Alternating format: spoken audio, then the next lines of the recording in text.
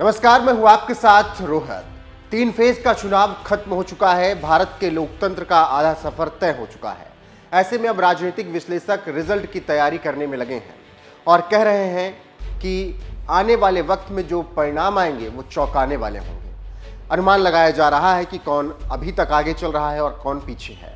ऐसे में छोटी मुंह बड़ी बात, अब धीरे धीरे ही सही, लेकिन कहा जाने लगा है कि बीजेपी को 272 सीट के भी लाले पड़ रहे हैं। कैसे, चलिए बताते हैं इस रिपोर्ट में।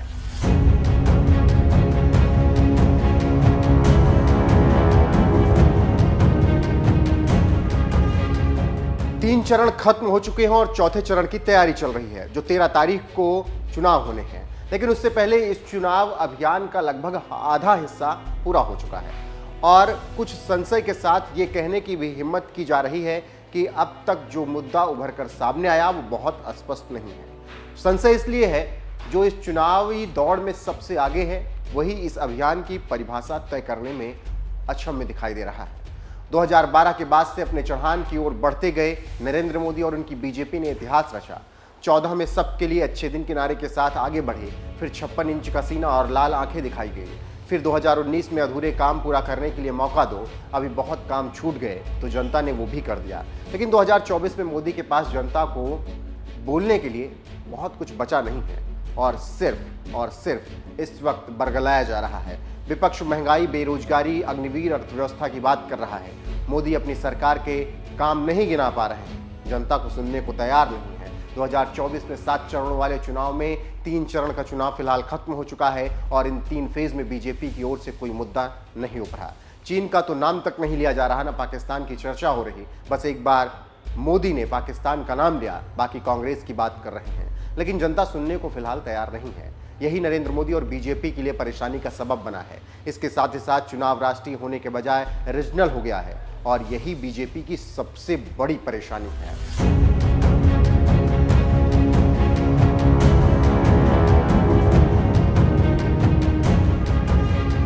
जानकारों की माने तो मतदाताओं को इस बार ऐसी कोई टक्कर नहीं दिख रही है जिससे जोश पैदा हो सके।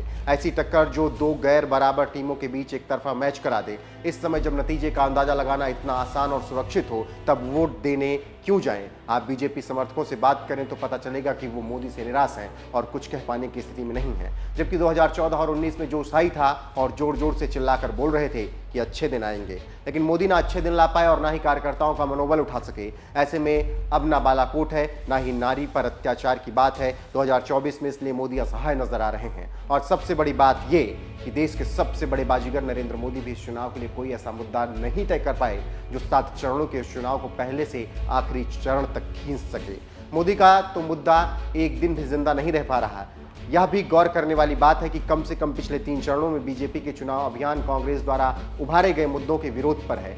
तुर्रा यह है कि एक मजबूती से जमी सरकार और चुनाव अभियान सेट करने वाली पार्टी और नेता कांग्रेस को जवाब देने में ही उलझी है। ऐसा प्रायः होता नहीं है, लेकिन हो रहा है। तो इससे आप समझ सकते हैं कि कैसे मोदी का जादू फिलहाल खत्म होता दिख रहा है और मोदी कांग्रेस की पिच पर खेल रहे हैं। इसे हताशा और निराशा कहा जाए और कुछ नहीं, और यही बीजेपी की हार है। इसके साथ ही साथ कई और रीजनल कारण हैं, जैसे महाराष्ट्र में उद्धव को हटाना, ईडी की छापेमारी जिससे विपक्ष को ना चाहते हुए एक कर दिया और बीजेपी मोदी अपनी ही गलतियों में फंस गए। देखना होगा कि 4 जून को क्या कुछ परिणाम आता है, जनता क्या फैसला लेती है। फिलहाल इस खबर पर आपकी राय क्या है, कमेंट करके जरूर बताइएगा और बने रहिएगा हमारे साथ।